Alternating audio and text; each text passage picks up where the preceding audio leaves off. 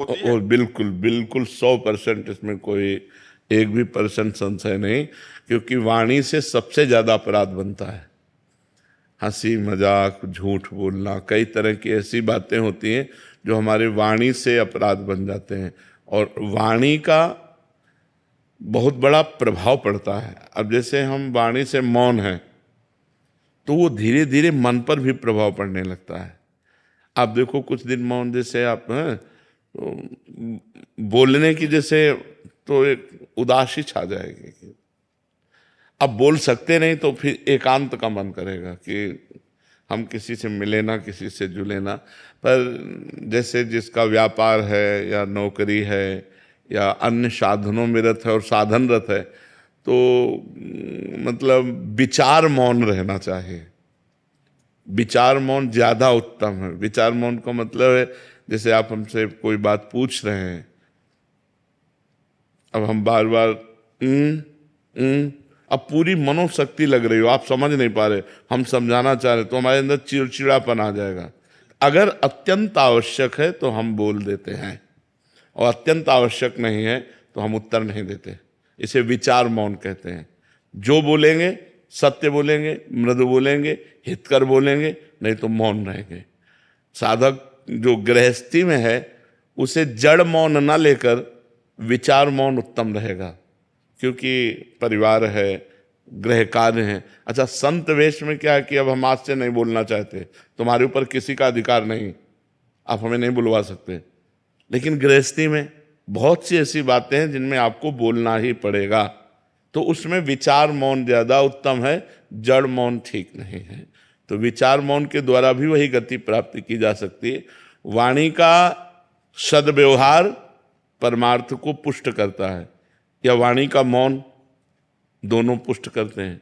तो हम सद्वाक्य बोल करके, सद्व्यवहार करके अपने मन को निसंकल्प बनाएं, अपने मन को मौन की तरफ ले जाए। मन को मौन की, मन का संकल्प रहित हो जाना ही सच्चा मौन है। तो इसके लिए वाणी का मौन सहयोगी है, पक्का सहयोगी, क्योंकि अपने लोगों ने इसका आश्रय लिया है, इसका सहारा लिया है। आज भी है। शाम टाइम हमको, इस समय तो हमारा ये सेवा रहती है, इसके बाद फिर हम कोशिश करते हैं कि हमें मौन ही रहना पड़े। इशारे से बात कर ली, जैसे कोई बात है कि आप अगर बहुत बोलना हुआ तो 2 शब्दों में बोल दिया, यानी शांत अपने सुमिरन चिंतन में। तो ऐसा है, व्यवहाररत उपासक को विचार मौन रहना चाहिए। हाँ, सबको चाहिए। हम व्यर्थ में क्यों बोलें, हम क्यों गाली गुप्ता करें, अपनी जवान गंदी करें, झूठ बोलें, व्यर्थ में क्यों बोलें।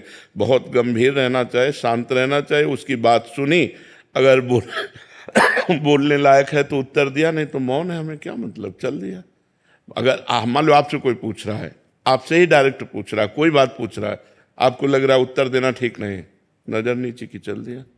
वो आदमी जो समझे, पागल समझे, अभिमानी समझे, जो समझे वो समझा करे। आप तो प्रपंच रहित हैं, और जो साधक है वो समझ जाएगा, बड़ा प्रवीण साधक है, अपने आप को कैसे बचाता है, देखो मौन होकर बचा लिया। शांत बिल्कुल बहुत जरूरी है। नहीं, वाणी से इतने अपराध बनते हैं कि लोग समझ नहीं पाते। वाणी से अपराध ही अपराध बनते रहते हैं, शरीर से और वाणी से ज्यादातर अपराध बनते रहते हैं। इसीलिए परमार्थ में उन्नति नहीं हो पाती। अगर शरीर और वाणी निष्पाप हो जाए तो मन बहुत जल्दी भगवान में लग जाए। इसीलिए देखो, संतों को देखो, बड़ा पवित्र स्नान, कपड़ा लत्ता सब पवित्रता से रहना, कि हमारा शरीर निष्पाप हो जाए, हमारी वाणी निष्पाप हो जाए, तो मन भगवान में लग जाए। मन का तन और वाणी से बड़ा संयोग है। हम जहाँ बोलते हैं मन हमारा वहीं जाता है, हम शरीर से जो क्रियाएं करते हैं मन उसी में जाता है, जो संबंध रखते हैं। अगर हमारा देखो, तभी 3 की शरणागत कही गई, तन वांग मनो भी। शरीर, मन और वाणी, वांग तनु, वांग मनो भी, 3 का बहुत बड़ा योग है साधना में। तो हम शरीर को पवित्र रखें, वाणी को कम बोलने का अभ्यास रखें, दूसरे को ज्यादा बोलने दें, अपने बहुत सोच समझ के उत्तर दें, और भगवान का नाम स्मरण करें।